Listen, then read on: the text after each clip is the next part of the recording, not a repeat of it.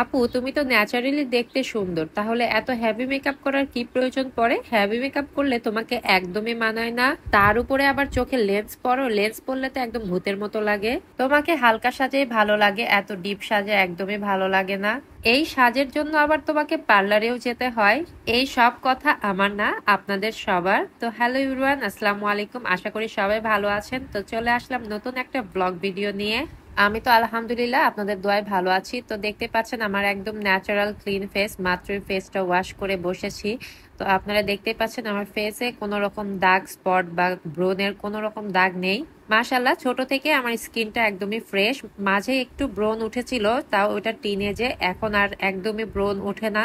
আমি কিন্তু রেগুলার স্কিনের কেয়ারও নিতে পারি না। মাঝে মধ্যে দেখা যায় যে নাইট ক্রিম ইউজ করে বা ডেইলি যে ডে ক্রিম ইউজ করা বা ময়শ্চারাইজিং ইউজ করা, কোনো রকম কোনো কিছু ইউজ করা হয় না। আমার ডেইলি স্কিন কেয়ার করার মতো আমার কাছে সময় নেই। আপনারা জানেনই যে আমার ছোট ছোট দুইটা বাচ্চা আছে, তো বাচ্চাগুলোকে নিয়ে আমি কোনো রকম সময় বের করতে পারি না। এগুলোর অনেকদিন পর একটা বড় প্রোগ্রাম অ্যাটেন্ড করব, যার জন্য আমি মেকওভারটা নিতে এসেছিলাম। যেহেতু আমি বাসায় একদমই সময় পাই না সাজগোজ করার, তাই আমি প্রোগ্রামে যাওয়ার আগে রাস্তা থেকে সেজে গুজে চলে যাচ্ছিলাম। আমি কিন্তু একদম রেডি হয়ে চলে এসেছিলাম, সাথে আমার আন্ডা বাচ্চাটাকেও নিয়ে এসেছিলাম। ওসমানকে রেখে এসেছিলাম বাসায়, ভেবেছিলাম ওকে নিয়ে যাব না, কিন্তু সে নাকি ঘুম থেকে উঠে অনেক কান্নাকাটি করছিল। পরে তাকে নিয়ে আমি প্রোগ্রামে চলে যাই। কোথাও যাওয়ার আগে আমি যদি বাসায় রেডি হতে চাই, তাহলে আমি একদমই সময়ে মিলাতে পারি না, কারণ দেখা যায় বাচ্চা কাচ্চা নিয়ে সাজগোজ করা অনেক কষ্টকর হয়ে যায়। আবার আমি তেমন সুন্দর করে সাজতেও পারি না, যার জন্য আমার এই পার্লারে আসা। এখন আপনারাই বলুন, আমি কি প্রতিদিন সাজগোজ করে বসে থাকি? না তো, আপনারা তো সবসময় আমাকে নর্মাল ফেসেই দেখেন। তো মাঝে মধ্যে যখন আমি প্রোগ্রাম অ্যাটেন্ড করি, তখন দেখা যায় যে আমি হালকা সাজ নিয়ে থাকি। আর সাজটা একদমই ডিপেন্ড করে আমার প্রোগ্রামের উপর। আজকে আমি যেখানে যাচ্ছিলাম সেই জায়গাটায় অনেক বড় বড় সেলিব্রিটিরা আসতেছিল, তাই আমি ভেবেছিলাম যে আমিও হালকা একটু সেজে গুজে যাই। তা না হলে তো সবার সাথে আমাকে মানানসই লাগবে না। কিছু কিছু জায়গায় দেখবেন যাওয়ার জন্য আপনাকে নিজেও প্রিপারেশন নিয়ে যেতে হবে, অবশ্যই সেই পরিবেশের সাথে মানানসই হতে হবে। যেই কারণে আমার এই হেভি মেকআপটা নেওয়া, নইলে আমি ন্যাচারালি চলে যাই সবসময় হালকা সাজ নিয়ে। তো দেখেন, আপনাদের সাথে কথা বলতে বলতে আমার মেকআপ প্রায় শেষের দিকে। এখন শুধু লিপস্টিক দেওয়া বাকি আছে। লিপস্টিক না দিলে কিন্তু মেকআপটা একদমই পরিপূর্ণ লাগে না।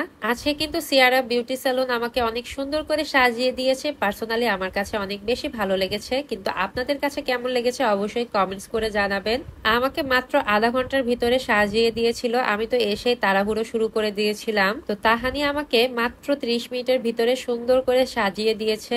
আমার আইব্রোটা একটু অ্যাভয়েড করবেন, কারণ আমি তো আইব্রো প্লাক করি না, যার জন্য আমার আইব্রোটা আর্ট করার পরেও এরকম মোটা দেখা যাচ্ছে। সব সময় মেকআপে আমার আইব্রোটা একটু ডিস্টার্ব করে দেয়। তো যাই হোক, ব্যাপার না, এভাবেই আমি মানিয়ে নেই। আসলে সব থেকে বড় কথা হচ্ছে, সাজার পরে যখন নিজেকে আয়নায় দেখি, তখন নিজের কাছে নিজেকে চিনতে পারি না। আর অনেক বেশি ভালো লাগছিল। তো আমার কাছে যেহেতু ভালো লেগেছে, তো আমি আমার মেকআপটাকে 10-এ 10ই দিব। কিন্তু আপনাদের কাছে কেমন লেগেছে অবশ্যই কমেন্ট করে জানাবেন। আপনারা এই মেকআপকে 10-এ কত দিবেন অবশ্যই জানাবেন। আর হ্যাঁ, এই ড্রেসটা নিয়ে সবার এত এত প্রশ্ন, আমি এই ড্রেসটা কোথা থেকে নিয়েছি বা কত দিয়ে কিনেছি। আমার পরা এই সুন্দর ড্রেসটা আমি নিয়েছিলাম নিউ মার্কেট থেকে। আর এই ড্রেসটার প্রাইস পড়েছিল হচ্ছে প্রায় 6,000 টাকার মতো। ড্রেসটা দেখতে যতটা সুন্দর, পরেও কিন্তু অনেক বেশি কমফোর্টেবল ফিল করেছি। তো এই ভিডিওটা এখানে শেষ করছি। দেখা হবে নেক্সট কোনো ভিডিওতে। আর নেক্সট ভিডিও দেখার জন্য কিন্তু অবশ্যই আমার পেজটা ফলো করে পাশে থাকবেন।